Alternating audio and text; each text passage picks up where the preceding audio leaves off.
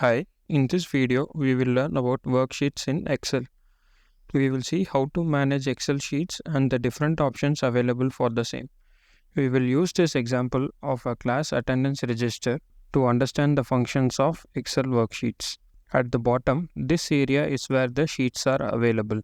To navigate between the sheets, you can click on the required sheet and the selected sheet will be displayed. Alternatively, you can use the shortcut key Ctrl plus page down on your keyboard to move to the next sheet and Ctrl plus page up to move to the previous sheet. To add a sheet, click on this plus symbol to add the required number of sheets. If you want to delete a sheet, right click on the sheet tab that you want to delete and select the delete option. To rename a sheet, there are two methods. In the first method, right click sheet 3 and click on the rename option. Now the sheet enters into text editing mode.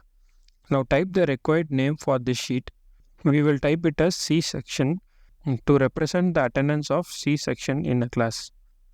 In the second method, you can double click on the sheet directly, which will enable editing mode for this sheet, and you can start typing. There are many options available to move or copy the sheets in Excel. Let us see them one by one.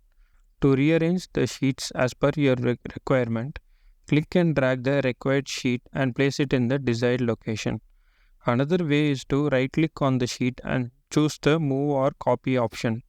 This dialog box appears. In this before section, if you click on any of the sheets, the current sheet that you want to move will be placed before the selected sheet.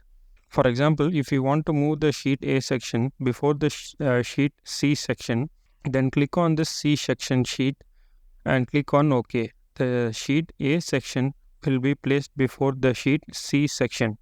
In the same way, if you click on the Move to End option, the worksheet A section will be placed at the very end of all the sheets.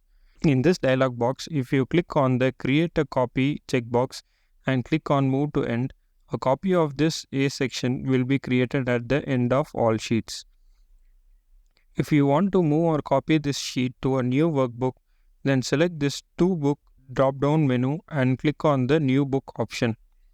Since I have clicked on the Create a Copy checkbox, a copy of this sheet will be created in a new workbook.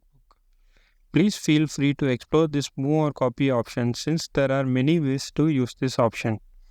That's all for this video, and we will see the other options available in the Sheets tab in the next video.